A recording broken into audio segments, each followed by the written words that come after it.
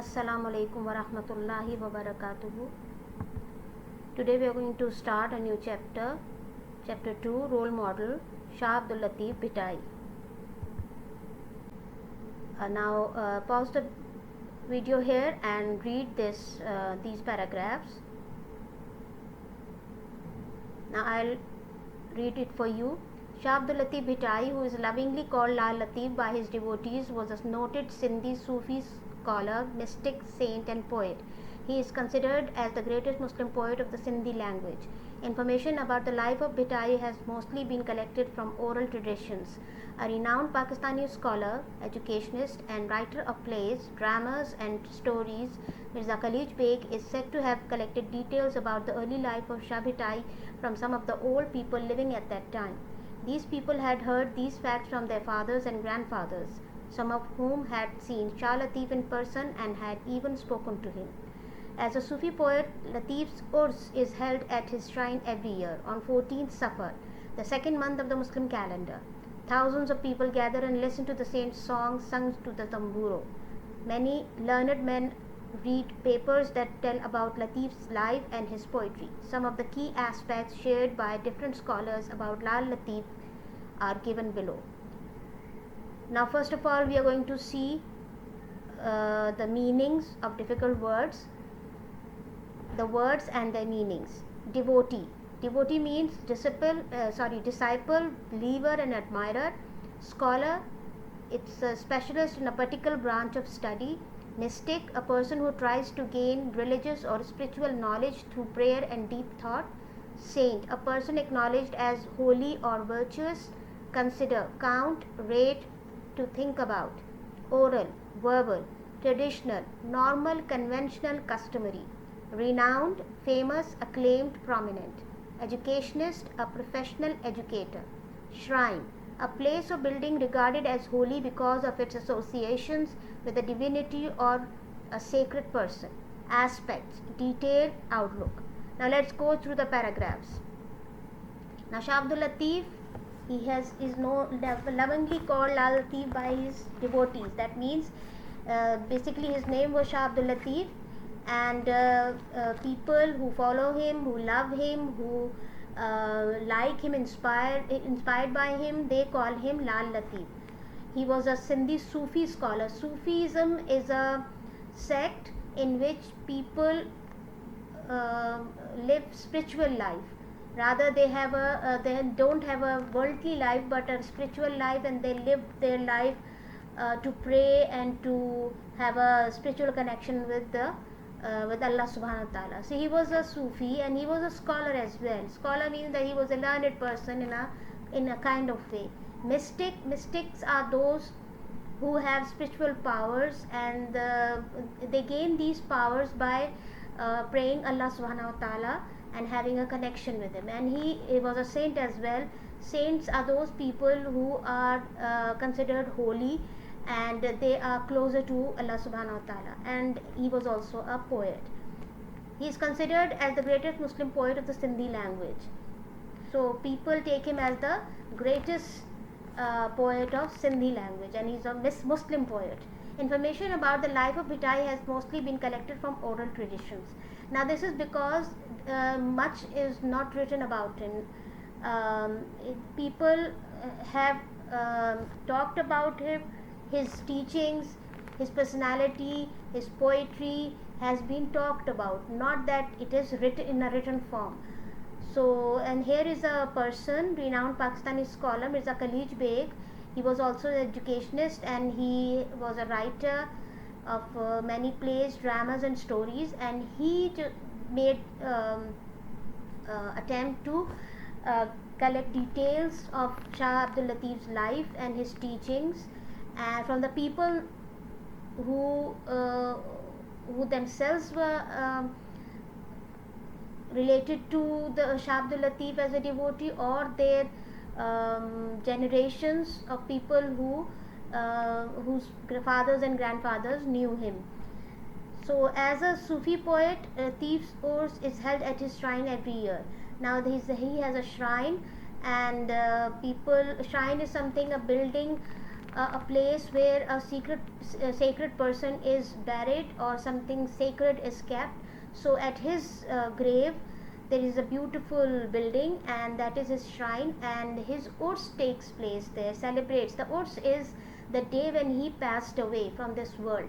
Now in worldly sense, passing away is something to be sad upon, but when somebody spiritual passes away, uh, people celebrate it, in especially in the Muslim world, because they consider is as the um, person's rejoining his creator, the getting closer to his creator after death. So that is nothing to be sad about, but rather it is something to be happy about. So urs is something that you celebrate at the death anniversary, and this is because the person who loved Allah subhanahu wa ta'ala, he is now back to his creator. Thousands of people gather and listen to the same song sung on the tamburo. Now the poetry that Shah Abdul Latif wrote was of spiritual nature, of about Allah subhanahu wa ta'ala and the signs of Allah subhanahu wa ta'ala. So the people who gather at his urs, uh, uh, they listen and they sing those verses of Shah Abdul Latif's poetry, and they feel connected with Allah subhanahu wa ta'ala through that. Many learned men read papers that tell about Latif's life and his poetry. Now there is one more thing, that people of high education making research, they make different aspects of the poet's life, they research on it, and then they read these research papers on his urs. Some of the key aspects shared by the different scholars about Lal Latif are given below. Now let's move on and see what are the key aspects of Shah Abdul Latif Bhitai's life. Now number one is background and family. Now stop the video here and read this paragraph. Now I am going to read it for you. Number one, background and family. Shah Latif's ancestral roots lay in Afghanistan. Some historians say that the Shah Latif's father, Sayyid Habib Shah, migrated from Matyaru, his ancestral home in Afghanistan, to Bhainpur in Sindh in order to gain spiritual contact with Bilawal, a local pious man. Others say that his ancestors migrated to Sindh from Herat. Sindh was then a center of Muslim culture, and Shah Latif's ancestors liked so much that they decided to make it their home. Now first of all, we are going to see the meanings of the difficult words. Number one is ancestral, relating to one's forefathers. Historian, an expert in or student of history. Migrate, to move from one place to another. Spiritual, relating to religion or religious belief. Contact, communication, connection. Pious, religious, God-fearing. Culture, the ideas, customs and social behavior of a particular people or society. Now in this paragraph we are going to discuss about the background and family of Shah Abdul Latif. Shah Abdul Latif's ancestral roots, that means his ancestors, his forefathers used to live in Afghanistan. Now there are some historians who say that Shah Abdul Latif's father, he migrated from Matyaru, that is in Afghanistan, to Bhainpur in Sindh. And why did he do so? In order to gain spiritual contact. Now there was a person in Sindh at that time whose name was Bilawal, and he was a very pious man. He was a very famed pious man. Pious means a very religious, a God-fearing man, and they wanted to be with him and learn spirituality from him, get closer to him, so that they can get closer to Allah subhanahu wa ta'ala. Other historians say that his ancestors migrated to Sindh from Herat. Now Herat is also in Afghanistan, so culture, and they wanted to be in an environment that is rich with Muslim traditions, and of course to get closer to this pious man Bilawal, and they liked the environment here so much that they decided to make it their home. Now the next aspect of Shah Abdul Latif's life is the name Bhitai.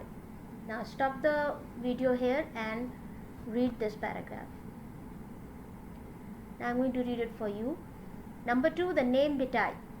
In 1742, Shah Latif left his home and went to live on a mound at some distance from his village.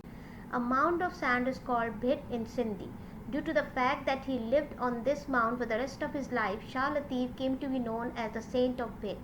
To this day, he is famous all over the country as Shah Abdul Latif Bhitai or Shah Latif of the Mound. Now, word meanings: mound, a rounded mass projecting above a surface. It could be of rock, dirt, sand, anything. Distance, the length of the space between 2 points. Fact, truth, reality. Known, someone or something that is clearly recognized by or familiar to all people. Famous, well known, famed, popular.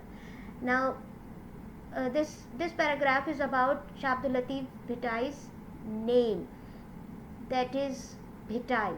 Now why was he called Bhitai? It is because in 1742 he went out of his village and he started to live on a mound of sand. He wanted to be alone and he wanted to pray to Allah subhanahu wa ta'ala being alone. And because in Sindhi language a mound of sand is called Bhit, so it became a part of his name, Shah Abdul Latif Bhitai. So, and he lived there for all his life, the rest of the life, and he died there and he was buried there as well. So his name is famous as a Bhitai, that means a person who lived on a mound of sand. Now this is the next aspect of his life, early life and education. Please pause this video here and read these 2 paragraphs. I am going to read it for you. Third, early life and education. Shah Bhitai was born in 1689 AD, 14 Safar 1102 AH in a small village called Hala Haveli, a few miles to the east of the present town of Bhitshah. Latif was raised during the golden age of Sindhi culture. His first teacher was Akhund Noor Muhammad Bhatti, but mainly he was self-educated. Although he received little formal education, the Risala provides proof that he knew Arabic and Persian quite well. Various references in Shah Jo Risalo indicate that he had in-depth knowledge of the Holy Quran and the Hadith. His poetic collections included the Masnavi of Maulana Jalaluddin Rumi and Shah Karim's poets. Now word meanings: present means here, near, at hand. Raised means to look after a child until he is grown up, mainly for the most part. Self-educated, this means educated largely through one's own efforts rather than by formal instruction. Formal means traditional, conventional. Provide, that means to make available. Proof means evidence, testimony. Various means many, several. Reference means source of information. Indicate means show, specify. In-depth means carefully and in detail. Include, this means comprise of, contain. Now Shah Abdul Latif was born in 1689 and in the Hijri calendar 1102 in Safar, month of Safar, and in a small village. The village name was Hala Haveli, and this village is in the east of Bhitshah town. Now the time when Latif was young, he was being raised, that was the golden age of Sindhi culture, and the culture was very, very strong here, and it was developing, it was growing, and his teacher was Akhund Noor Muhammad Bhatti, but basically Shah Abdul Latif was self-educated. That means he didn't have many teachers. He received little formal education. He was not much educated formally, and although he was not a very, very learned person in the true sense of the way that is formal education, but his Risalo, that is his book of poetry, gives us the evidence that he knew Arabic and Persian, both language very well. And from the same, his Risalo, his book, gives us the idea that he had a very in-depth knowledge, a very comprehensive knowledge of Quran and Hadith as well, although he was not formally educated. And especially his poetry is consisted of some collections of Masnavi, that is a book of Maulana Jalaluddin Rumi, who was a very very high level spiritual person, and Shah Karim as well, and they had written their poetry on spiritual basis. So Shah Abdul Latif's poetry also take traces from these two persons' poetry. Now let's move on. This is the fourth aspect of his life, that is his youth. Please pause the video here and read this paragraph. Now I'm going to read it for you. Young Latif had a very sensitive mind. While he was only a boy, he started composing poetry. His admiration for the beauty of nature filled his heart with the love of God. In 1713, the Sufi poet married with Bibi Saida Begum. His wife died at an early age before she could have any children. However, Shah never married again. His heart turned more and more towards religion and devotion, and he felt restless. He found it difficult to live a normal domestic life. Now, difficult words and their meanings: sensitive, understanding, empathetic, insightful. Composing, to produce, to create, to formulate. Admiration, respect, appreciate. Towards, in the direction of. Devotion, faithfulness, commitment. Restless, uneasy, troubled. Domestic, related to home and family. Now in this paragraph, which has the aspect youth of Shah Abdul Latif, we are being told that he was a very sensitive boy. He was very understanding at very young age, and of course when somebody is sensitive and of course of a poetic nature, so we see that a person starts to compose poetry at a very early age. And what did he wrote verses about? Basically his ideas was about the nature, beauty of nature, and the love of God. Naturally, when we see around us the things that Allah subhanahu wa ta'ala has created for us as a blessings, so we not only appreciate that, but we love us Allah subhanahu wa ta'ala for that sake as well. In 1713 he got married, but his wife died early and he had no children, so after that he never married again. And that was because he was not very comfortable in domestic life. He didn't want any domestic life, and he wanted to be more closer to Allah subhanahu wa ta'ala. So he left his house and he went to live on the Mount of Sand, to pray there and to contemplate and to think about Allah subhanahu wa ta'ala and to pray to him and be spiritually close to him. Now this is your homework task. Need to write all the words meanings in your registers and do these textual exercises as well as grammar exercises in your registers. I hope everything is clear up till now. Thank you and Allah Hafiz.